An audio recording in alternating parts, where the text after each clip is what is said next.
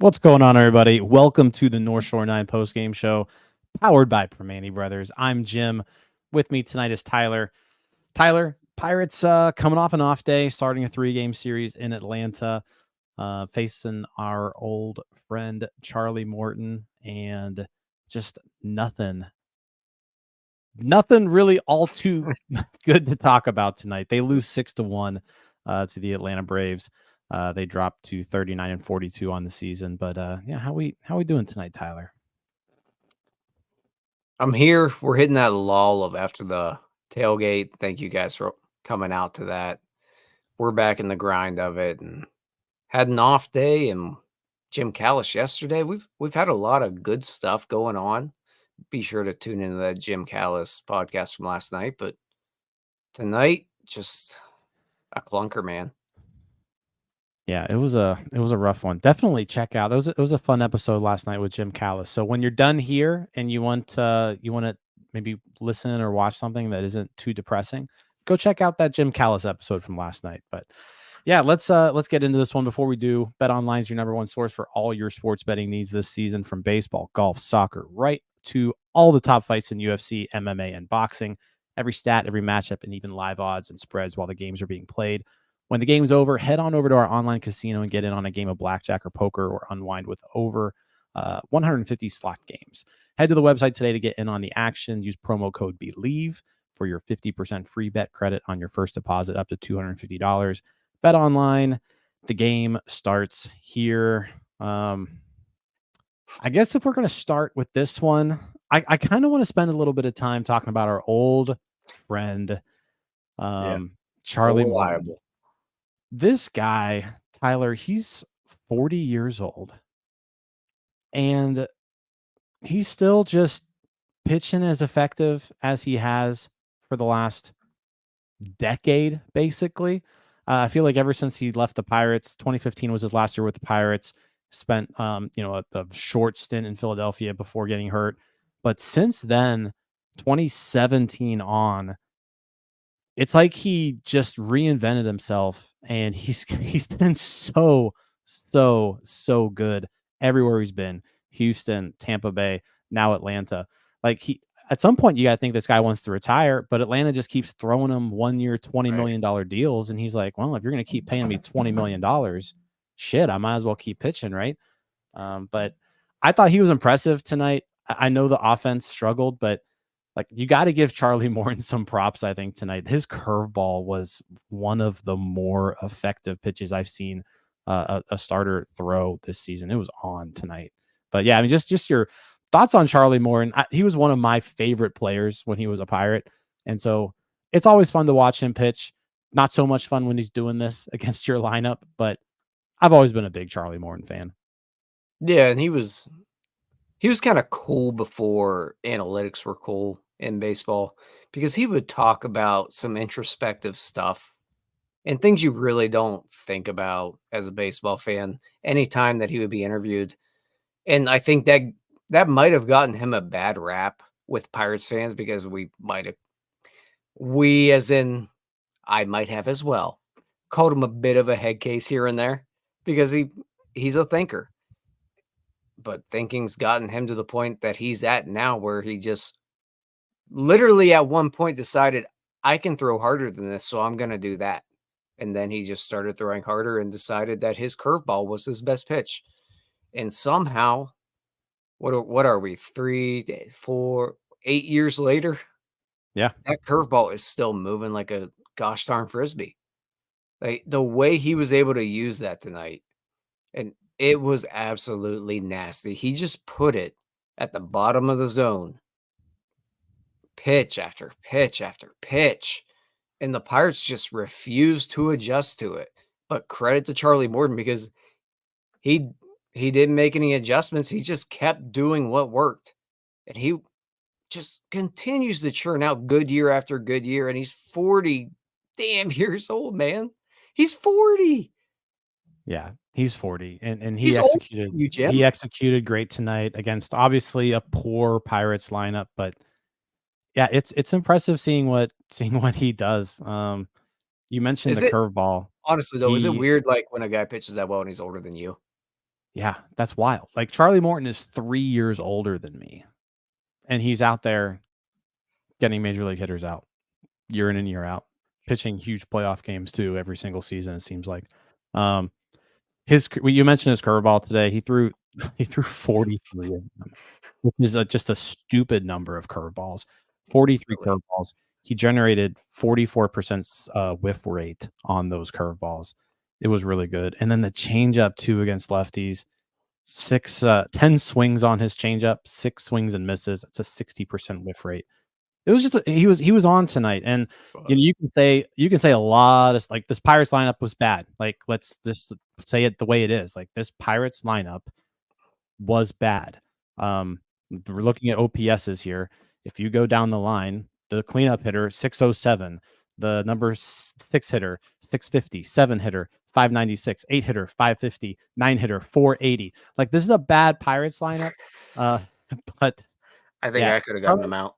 Charlie Morton was good tonight. And again, I wanted to take a little bit of time just to recognize that, because he was a Pirate for a really long time. Like, I don't know too many Pirates who were on the team for 7 years. Like, I had an attachment to Charlie Morton when he was here. He was a guy I rooted for. And yeah, I would rather him not dominate against the Pirates, but yeah, the dude was really good tonight, and he dominated a poor Pirates lineup. He went just the line on him: 6 1/3, 3 hits, no runs, 1 walk, and 7 strikeouts. Man, And he then really was excellent tonight. yeah, he was. And while we're on the same topic, we won't spend too much time on it, but Jesse Chavez too. Let's just Jesse throw out all the old Pirates that are Chavez, old. another 40-year-old ex-Pirate. Do you know what is one of the craziest things? You realize just like how old Jesse Chavez is. Was he in Jesse the Chavez. Aki Iwamura trade, or was that someone else? Jesse Chavez was traded for Kip Wells in Jeez. 2006. Like, but yeah, he was in the Aki Iwamura trade too in 2009. He was traded straight up to the Tampa Bay Rays in 2009 for Aki Iwamura. He was acquired by the Pirates in 2006 for Kip Wells, and he's pitching against the Pirates in the year of our Lord 2024. He's got a 1.32 ERA for the Braves at age 40. He pitched an inning and a third scoreless today. Just it was a blast from the past. It was like the 2009 Pirates were out there just pumping, just putting up zeros for 8 innings, basically. Dude, if we could collect all the former Pirates, this day would be unbeatable. Jesus. Yeah. All right. Let's get to the Pirates. Let's get to the Pirates. I guess we have to, right? Let's start with Martin Perez. It was his first trip, first start since his IL stint. He had a groin issue. He made a rehab start in Indianapolis last week. Looked really well. Pitched really well in it. But he comes out today, starts off all right, scoreless first inning, but then wheels start to come off. He gives up a home run to Austin Riley in the second inning, and then in the third inning, floodgates just opened. It was just hit after hit after hit. I mentioned on Twitter at one point there was no outs, and he loaded the bases for Marcell Ozuna, who, by the way, is just having an incredible season. But Ozuna up with the bases loaded, tough at bat there. Like that was really like the point in the game, was that specific at bat. He needed to win that at bat. He needed to get some sort of positive outcome there. Because I think if this game doesn't get out of hand in that third inning, you can at least say, okay, we're still in this. But Ozuna with a bases clearing 3-run double in that at bat. At that point, it's 4-0, no outs, runner on second, the inning's still going. And then there was an RBI single, another RBI double. And next thing you know, before you blink your eye, it's 6-0 Braves in the third inning. And with the way Morton was pitching and the way this offense is, the game was pretty much over at that point.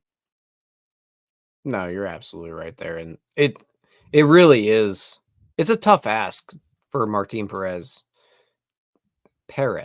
Sorry, I'm trying to get it right one of these times here. But it really is a tough ask for him to come off the IL, face the Braves, who top to bottom, it's tough outs, truthfully. And as Pirates fans here, we saw what an actual good team looks like. Like day to day, fundamentally, everything they do it well. They don't give you outs, and the Pirates, you went through the list of their OPSs there. It's pretty obvious that they're not that good of a baseball team. It's a tough ask for Martin Perez to come in here and shut them down. If you get out of there with 2 runs in that inning, you probably feel good, but I don't know that they're able to climb back into that thing. I'm not gonna write off Perez off of this start. I know a lot of people are going to get really negative about him right now. He was really good early on. Let's let this thing ride and see what he looks like going forward. Just pump the brakes a little bit, guys. Come on. I, It's not the end of the world. yeah, I'm with you there. I think he's at least earned a few more Yeah. starts. Now, if he's still, you give him 2, 3 more starts and he's still not performing, absolutely, Yeah. it's time for the bullpen, right? But I think right now he was really good before that injury. Let me backpedal though. Not really good. He was fine, right? He Right. was perfectly fine. Yeah. And today, like I said, big clunker today. The ERA is up to 5.28. Like I'm gonna give him a couple more starts. First start back off of the IL against a team that on paper looks like it should be really, really hard to get them out. A lot of these guys have been struggling for a good portion of the Mhm. season, but you look at this lineup and it's full of good baseball players. I mean, the middle of this lineup, Ozzy Albies, Marcell Ozuna, Matt Olson, Austin Riley, Sean Murphy. Those are all perennial all-stars, basically. And again, they're having down years, but they're still good ball players. So I'm willing to give them like a not a pass today, but just like let's see you a couple more times, see if you can get better, and if you can't, then the bullpen's where he needs to go. But yeah, I'm okay with giving him a few more starts. Truthfully, I'm okay He giving him a pass today. Like, I will call today a pass. It's his first game off the IL, and I think Yeah, that, well, we don't need to get down this rabbit hole, but there's another guy in the rotation that's probably gonna be in a similar boat that we can argue about. yeah. Sean asks me what minor league baseball hat this is. This is the alter ego of the Louisville Bats. It's the Louisville Mashers, by the way. Just there you go. Yeah, I don't have too much more to add. 4 innings, 8 hits, 6 runs, 2 walks, 4 strikeouts. I will say I'm disappointed though because early on, I think Larry Vanover was the home plate umpire tonight. Yeah, huge zone. He was giving these pitchers Right. 2 to 3 inches on the outside corner, and I actually felt good. I was like, you know what? I think Perez is someone who could take advantage of that, and he didn't. So like a pitcher like Morton gonna take advantage of that. Like Right. he's a veteran, he can locate his pitches, he knows what he's doing out there, and Morton took advantage of the big zone tonight. Perez, there were a couple early on there in the first inning where it was like, okay, all right, like keep throwing the ball there. Like this, he's giving you those outside pitches. Keep throwing the ball there. There's no reason to not just live there unless you don't get those calls anymore. So that was disappointing. I thought Perez had a shot to like really feast tonight Yeah. because of that zone and because of the accuracy that he should possess at this point of his career, but he just wasn't able to execute today. Yeah, and I guess just to add one more thing onto Perez is the matchup alone is tough because he is a fastball type of guy. He throws it's 4-seam, 2-seam cutter or sinker cutter, whatever you want to call it. The Braves are going to tee off on that. He didn't locate as well as he probably should have tonight, but if you don't do it against a team like the Braves, you don't have that curveball, that slider that you can mix in. He really doesn't. It's a tough matchup to come off the IL with. I'm just I'm not gonna trash him over tonight. If we see this again, okay, then we can revisit this discussion. Tonight, I'm gonna weirdly enough, Tyler is giving someone a pass. Yeah, if there is something to be somewhat encouraged on, there really wasn't hard contact off of him. No. Like, it was like the Riley homer, obviously, but, like, the sinker, I mean, average exit velocity off of him tonight was 89. There were, I think, 4 hard hit balls off of him tonight. So, I said, I'm not gonna say it's a pass, but it's his first time off the IL. He needs to be better. But he gets a few more starts to show that. Oh, yeah. That's kind of where I'm at right now with it. We're together. I want to talk about this because I think someone put it in the comments. Pirates can't win 3 in a row. Yeah. You mentioned, I think, on either NS9 Live or a post-game show, but We talk a you lot. meant, It was yeah, summer. you mentioned how, like, at some point this team needs to reel off some wins because you're seeing there's 9 teams, right, competing for those 2 last wild card spots. And at some point, there's going to be teams that establish themselves. And the longer you can't reel off wins, the more you're going to just kind of be stuck in no man's land. And I feel like that's just where the Pirates are at right now. Like, you've seen the Padres now reel off 4 straight wins. You saw the Mets. The Mets are on fire this month. They've all of a sudden gone from the bottom of that list to the top of that list.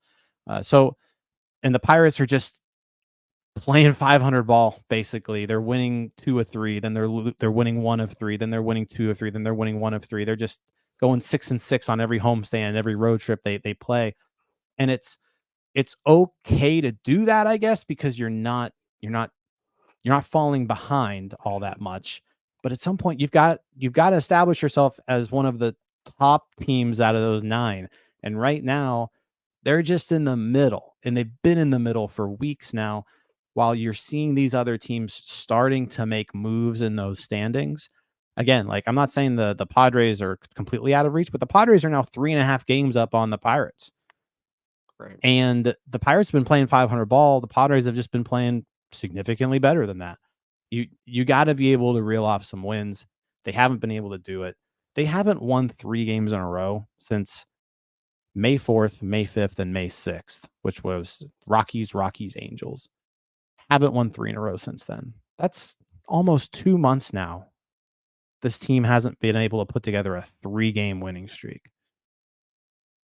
Yeah, and I mean, the other side of the coin there is, I guess, credit to them at some point that they haven't gone on that losing streak that I think a lot of us expected probably last weekend after it looked like things were going to get a little bit ugly. But the other side of that is that at some point you have to run off 8 of 10, 12 of 15.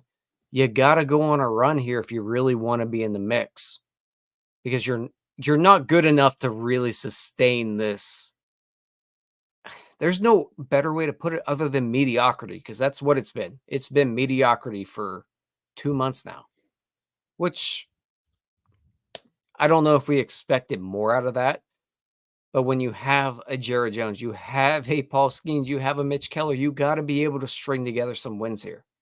And they're offensively is really the reason. They're not able to put together a hot streak at the plate to get to a point where you can run off 8 of 10. You can't run off 12 of 15. There's no like run here out of this team. And if you want to be a playoff contender, at some point you have to do that. I'm afraid that the other side of the coin is going to happen where it's going to be 8 of 10 losses instead, because Yeah. that's the other side coming. Yeah. I think the one thing that, again, it's frustrating because I think the team's good. Like, the pitching is good enough to avoid those types of stretches. Like, I don't know if there is a 2-8 stretch in this team right now, because, like, you're gonna have 3 Yeah. games. You're gonna have a bunch of games in that 10 game stretch where it's Skeens, Keller, Jones. So it's like they're good enough, I think, to not be that bad.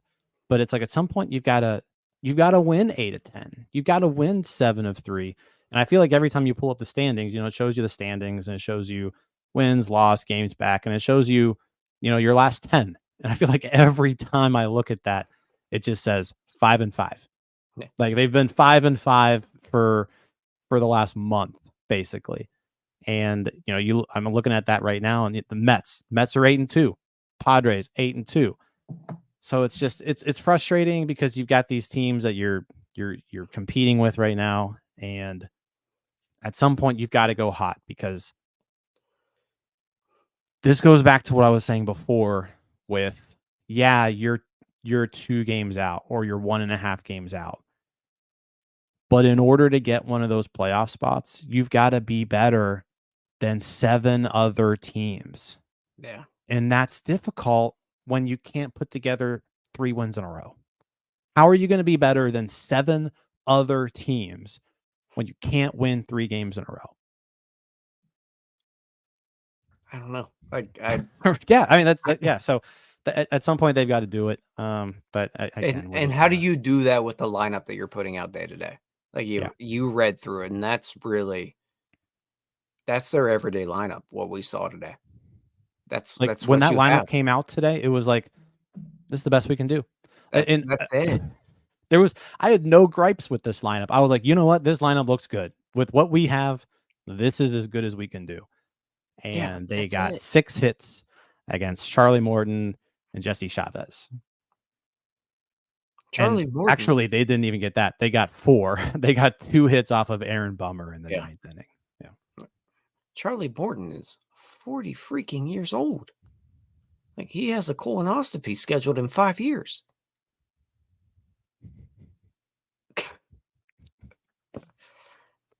And you can't get a hit off him. Yeah. It's tough. It comes back to the lineup every time, because this lineup's just not good enough to get it done. No. And they even had some chances tonight. They had 9 at bats with runners in scoring position. They went 1 for 9. Their one hit was a 9th inning 2-out double by Bryan Hayes. They were 0 for 8 up until that point. So, they scratched across 1 run. But overall, this offense, they just didn't perform tonight. The bottom of the order, Olivares 0 for 4, Swinski 0 for 3, Grandal 0 for 3. Those guys just didn't do anything. Cruz 0 for 4, Tellez 0 for 3. So the middle of the lineup didn't do anything. The bottom of the lineup didn't do anything. Andrew McCutchen had an infield hit. Bryan Reynolds did extend his hitting streak to 24 games in the 8th inning on his last at bat. Just on the, I don't know if you could have had a more seeing eye single than what he had. But he extends his hitting streak to 24. Nick Gonzalez had a nice double, but then he just got stuck there on second base. Hayes, 2 hits. I mean, obviously, you want to see more out of him. That double was encouraging. It was hard hit into the right center field alley. But yeah, they need more from this offense, just plain and simple, and they didn't get it tonight. No, and it's a common theme. We really could pre-record this and talk about it. Yeah, we could just have a show ready to go where we're just like, the hitting was terrible across the board. We can be like, Bryan Reynolds got a hit, everybody else sucked, and that would work. Pretty much. I do want to talk about a couple. I want to talk about a couple things that were kind of controversial topics before we're 25 minutes in here. So let's go ahead and get to it. First things first, in that 3rd inning, it's a 5-0 ball game. Let me actually get the exact scenario so we can kind of walk through it. Austin Riley's up to bat. Matt Olson is on first. There's nobody out. It's 5-0 Braves. Austin Riley hits a ground ball to O'Neal Cruz. He fields it, flips it to second. Nick Gonzalez throws it on the first. Austin Riley's safe at first. The broadcast hammered Cruz for lack of urgency. Let's say urgency. Yeah. Lack of urgency on the play. and they harped on it for quite a bit. An entire inning. Thoughts on that specific play? Thoughts on, a lot of people. I I'll say what I said, and what I said was that the booth seemed to be a little harsh for Cruz on that ground ball. I think there could have been more urgency, maybe a little bit more, but I didn't think it was that egregious. But I want you to. What's your take on it? So I only saw it, I think maybe 1.5 times because I was kind of in and out the first time, already 5-0. Um, Rewatching it the second time, I honestly I didn't see what everyone else is seeing. And I'm gonna take everyone else's word for it a little bit here, that maybe he could have been quicker with the flip. Maybe I do think he probably could have charged that there. I don't think it's anything like worse than any other play I've seen where a guy at the plate gets down the line quickly and beats out a double play. I think it's more of a mountain out of a molehill. I think there are other plays made today, and I also think just in O'Neal Cruz's situation, I think there's other plays that if you want to point out spots where maybe he looks a little bit lackadaisical, maybe he's not showing the urgency that you would like. I think there's other spots you can point that out. I don't Maybe I don't understand why this was the exact play that people seem to hammer on, and possibly because the broadcast really seemed to hammer that one down. I I thought it was strange. Like, Yeah, strange is really the only word I could talk about with it because I don't watching it live, I didn't see anything out of the ordinary with it. And maybe that's just because O'Neal Cruz is a 6'7" shortstop and everything he does looks strange. But fair. it didn't look to me live that he looked any slower than he normally would. Yeah. So I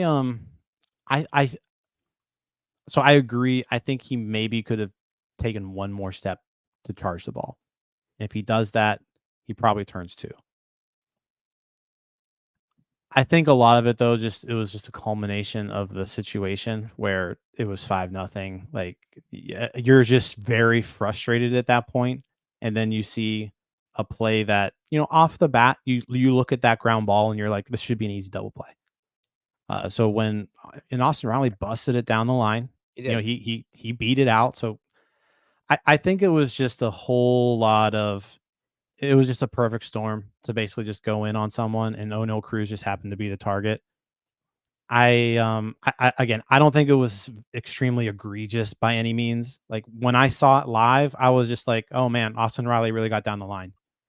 I was like, "Could it have been a little bit quicker of a double play?" Yeah, probably, but I don't think it had anything to do with a lack of effort or a lapse. Like, I just think it was like maybe you could have made a better play on the ball. Like, that's kind of my thought on it. And I think just the situation of the game, it was 5-0, no outs. That happened. It ended up getting 6-0 after that. So in the end of the day, it didn't really mean anything. The game was out of hand. Pirates didn't score more than one run, didn't score any runs for 8 innings. But I just felt it was a little odd that they hammered Cruz, and I think that was unfair because, again, I think he could have done better. I think he could have made a better play on the ball, but it wasn't like the worst thing I've ever seen. I get Like, no, and we talked a little bit before the show here about this, but if he comes and gets it there, it's an awkward flip. I I don't see it there. I also think that it's strange to hammer him on that play when there's been a lot of plays over the last 2 weeks that these guys should absolutely get crushed for, and they don't involve mhm, O'Neal Cruz. There's a yeah, lot of plays that have happened over the last couple of weeks that guys probably should be cut for. there really are. There's been some bad And plays. this is the one we're gonna pick out. Like, there was another one today that even I was like, that might be the dumbest play I've ever seen in my life. Yeah. So let's talk about that one. So the other play I wanted to talk about was in the bottom of the fourth inning. Again, 6-0 Braves. No, there's two outs at this point. Ozzy Albies hits a ball, a routine single to right field. He takes a pretty big turn at first. Edward Olivares from 200 feet away throws behind Albies to first base. And at this point, Albies is far enough off the base that he's just like, okay, well, if you're going to throw it there, I'm just going to waltz into second. I get I know what Oliveros was trying to do. He was trying to throw behind him and get him on his way back to first.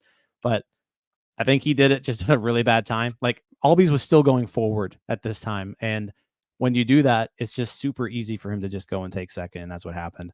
So another very, it was a bad play. A mental error. Oliveros was trying to make a play and he just didn't do it in a very Yeah. good way. I mean, that's why I'm not gonna completely trash him because he's trying to do something there. It's just something that even 7-year-olds don't do. Yeah, he was trying to do something. He just obviously shouldn't have done it. They're on no planet should you try to do that because Rowdy Tellez isn't going to be standing at first base. It's not T-ball. It was Right. just stupid. Like It was it was a play. dumb Yeah. play, and you gave a guy a free base because of it, which the Pirates tend to do a lot of. Yep. There's just a lot of little things like that, and that's what's confusing to me when we crush O'Neal Cruz over a double play turn, and you have things like that happening. Yeah. And we just write it off. Yep. All right. I do want to say Dalton Jeffries came in, pitched 3 scoreless innings of relief. I've been a little harsh on Dalton Jeffries when he's been on the mound lately because he's been extremely bad. He's been terrible in a Pirates uniform. But this is a 3-game series. You got to give him some credit for. I mean, he pretty much saved a lot of the bullpen. He ate up some innings. Everybody's going to be available now tomorrow. Everybody's going to be available on Sunday. So Pirates need to go out there now and win the next 2 games to take this series. They did pitch Holderman, who hadn't gotten in a game in a while, but 14 pitches. I think if you have to use Holderman tomorrow and Sunday, there shouldn't be any issues there. But Holderman with the scoreless scoreless 8th inning. But yeah, tomorrow, 4:10 p.m. game, and it should be another doozy. Paul Skeens versus Max Fried. So you've got Pirates ace versus Braves ace. If you like pitching matchups, should be a good game for you. Yeah, I think it's me and Donardo tomorrow. So I get up another Paul Skeens start. It's always fun to have a Paul Skeens post game. It really is. Yeah. Yeah, it makes He's must see TV at this point. Like he's the one. Like you can't miss a Paul Skeens start. You really can't. You talked about Jeffries, just to touch on him real quick. Just a kudos to him in general, just for saving the pen. I will mention, I just want to get this out of the way right now. If we get to Sunday and Holderman's unavailable because they used him tonight, I will complain a lot. I just want to get that out of the way. That's fair. Like you didn't have to use Holderman tonight. I think they did it just to get him some work in because it had been a while. But yeah, like if you're using Holderman tonight, he better be available Sunday if you need him. Yeah. Right. Like tomorrow, if you really want to use Holderman, you could have just said, you know what, we're going to use him tomorrow no matter what. That way he's available Sunday no matter what. Mm-hmm. They didn't. They use him tonight. If they have to use him tomorrow and Sunday and he's not available Sunday, I will be wildly annoyed. Yeah. Aside from that, Paul Skeens tomorrow. Paul Skeens tomorrow.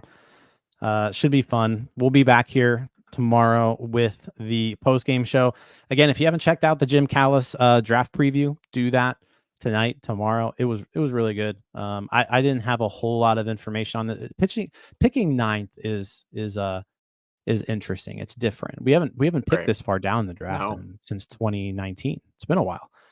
So it's a different experience because there's a whole lot of situations that could happen. So we talked about probably like 8 different guys that the Pirates could potentially pick at number 9. So make sure you check out that episode. It's available in your favorite podcast platform. It's available on YouTube. So check that out. But yeah, go ahead, like this video, subscribe to the page if you haven't. Everyone listening on the podcast, we appreciate you. Leave a review it's always nice. As long as it's a good review, no bad reviews, please. Yeah, But yeah, I've been we'll trash enough. Leave me alone. yeah, we'll be back tomorrow with hopefully a Pirates win. Yeah. And some good Paul Skeens talk. So And some Sammys. hopefully. All right. We'll catch y'all later. Thanks for watching. Peace out, our scouts. Hey, you all. Thank you for watching. I know we try to provide the most entertaining content that we can, and we'd love to spread it to as many people as possible. So I know it doesn't seem like a lot, but if you could take the 5 seconds to like this video and subscribe to the page, it helps out so much more than you know. Thank you, and let's go Bucks.